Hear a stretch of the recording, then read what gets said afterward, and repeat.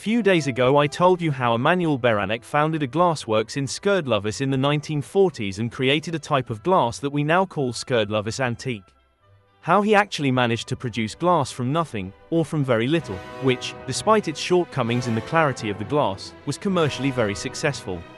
And how after the communist coup Mr. Beranek's glassworks were nationalized and he could only work as a master glassblower in the glassworks he had built and created himself. But our nation has a wonderful quality. In bad and difficult times people come together, and without much noise or grand gestures the decent people, who are the majority in the nation, stick together and help each other. And so Mr. Emanuel's friends did not let the glassworks in Škrdlovice fall. On the contrary, they created a center, a glass studio, where they were to create patterns that would be produced in other glassworks throughout Czechoslovakia. This plan was abandoned quite quickly, but the glassworks was saved, along with its exceptional masters, glass blowers. After Stalin's death, there was a slight release in Czechoslovakia, and Mr. Kaplicki brought a whole year of students from the Academy of Arts and Crafts to Škrdlovice and patterned glass for the World Expo in Brussels. And how else, the young artists recorded a phenomenal success, which could not go unnoticed by the government of the time. And glass artists got the green light. Then came the glorious 1960s, and the further liberalization of the communist regime. Some artists were allowed to travel to capitalist foreign countries, and foreign publications and magazines reached us. Thus, we can also see in the glass from Škrdlovice that our artists were able to quickly find their way in the world glass industry, learn something and also make it in the world. To this day, we still love Škrdlovice glass from the 1960s for its varied playfulness, and we can see the hope and optimism of the young artists of that time. And the fact that a dangerous bacillus of ideas of democracy and pluralism was beginning to spread in Czechoslovakia was noticed by comrades in Moscow, and, fearing that these contra-revolutionary free-thinking ideas would spread to other countries of the Soviet Empire, they decided to intervene. And so one morning in August 1968 we woke up to tanks of the Soviet occupiers driving under our windows. And there was a purge in the country, and a lot of people had to leave their jobs just because they refused to call the military occupation international aid. Škrdlovice, a little aside in the highlands, was fortunately not affected by these political upheavals and, in fact, paradoxically, the arrival of the new director of the glassworks, Mr. Jaroslav Svoboda, whom the communists considered a reliable comrade, helped the Škrdlovice glassworks significantly.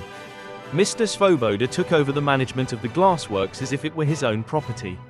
Thanks to his contacts at the highest levels, he managed to obtain the resources to finance the gasification of the glassworks, and Škrdlovice was able to produce absolutely pure glassware, so that even the Škrdlovice designs did not have to cover up the technological shortcomings as before and were given a new, more modern face.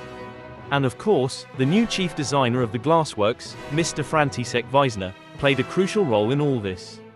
The ever-experimental, creative and optimistic spirit of Mr. Emanuel Beranek somehow took root in the team of the Škrdlovice glassworks, and new amazing designs were constantly being created.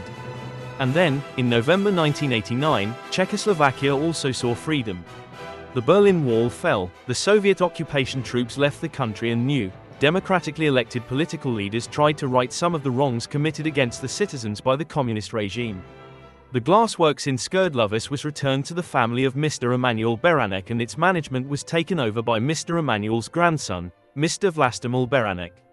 He got back a modern glassworks and a successful production program, but in a very difficult time, and was thrown into a competitive environment for which none of us, then in our 30s or 40s, was prepared. And the times were not favorable for European glassmaking, and so after more than a decade of hard struggle, Mr. Vlastimil Beranek closed the glassworks in 2008 and the Škrdlovice furnaces were extinguished forever.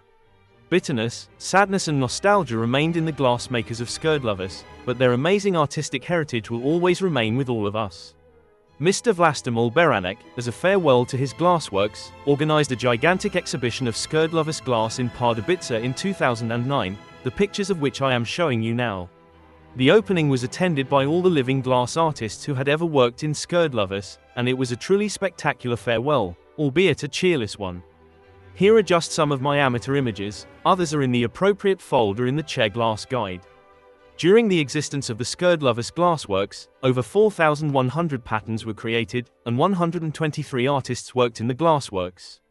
I fear that an exhibition like this will never happen again, or at least not in the time allotted to me. But I will not be sad. I am glad and happy that I could be there. Thank you for your attention.